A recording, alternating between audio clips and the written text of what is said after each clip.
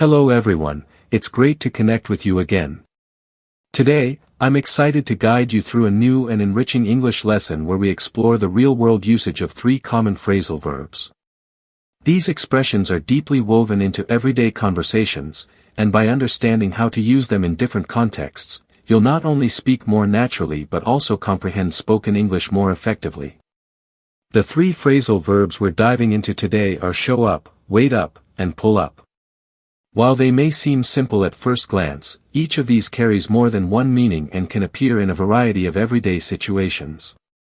As we go through their meanings and uses, I want you to visualize scenarios where you might hear or use them in your own life. This practice will make your learning journey much more powerful and memorable. Let's begin with the phrase show up. Imagine someone performing significantly better than someone else in a way that makes the other person look inferior.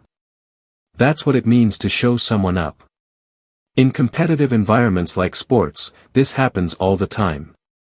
Picture a soccer team dominating the field, winning the match by a huge margin. In this case, we can say that they completely showed up the other team, or, to make it more emphatic, they showed the other team up. This usage implies a level of public embarrassment for the losing side due to the overwhelming performance of the other. But that's not the only meaning. Another very common use of show up is simply to be present or arrive at a place or event. If your friend says they'll meet you at a cafe at noon and they actually come on time, then you can say they showed up. Conversely, if someone fails to appear, you might say, he didn't show up at all.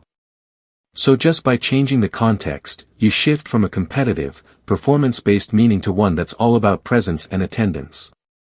Both uses are quite common, and it's important to distinguish between them by paying attention to the words surrounding the phrasal verb and the tone of the speaker. Now let's shift our focus to the phrase wait up.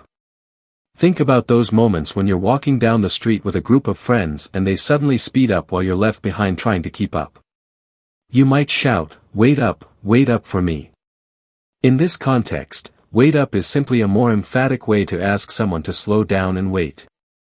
You'll often hear this phrase used when people are physically trying to catch up with others. But wait up has another layer of meaning that relates more to patience and care. When used in the context of time, it can mean staying awake and alert while waiting for someone to arrive home. Let's say you're a parent and your teenage child is out at a party. You might sit on the couch, watching television or reading a book, but really you're just waiting up, staying awake until they return safely.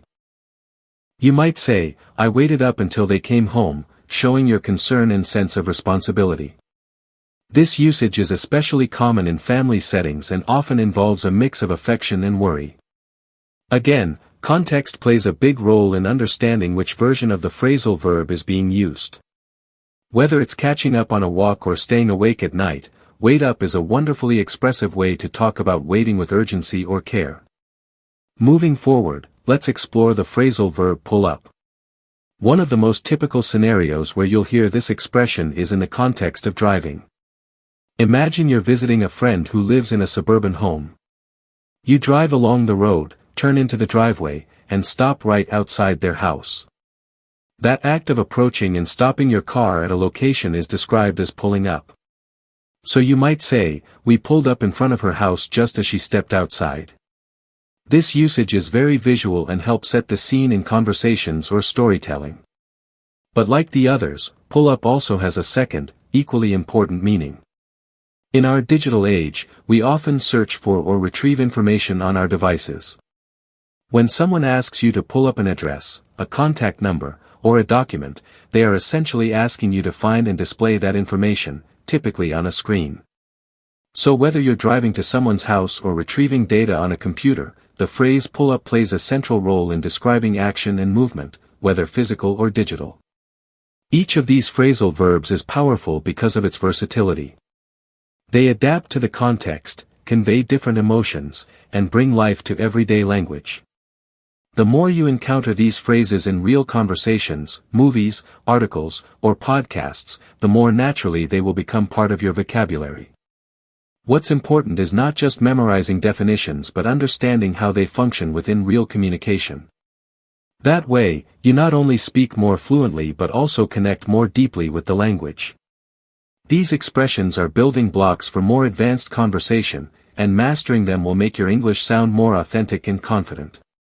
So, whether you're showing up to a big event, waiting up for a loved one to get home, or pulling up a new recipe on your phone, remember that these simple two-word phrases carry a lot of meaning. Make them part of your daily practice. Try forming your own sentences. Think of situations from your life where these verbs would fit. And as always, listen carefully when native speakers use them. Every time you hear them used in a different way, it's an opportunity to grow your understanding of the language. Keep watching, keep learning, and I'll be right here to help you along your journey to natural, fluent English. Thanks for being here, and let's meet again in another powerful lesson soon.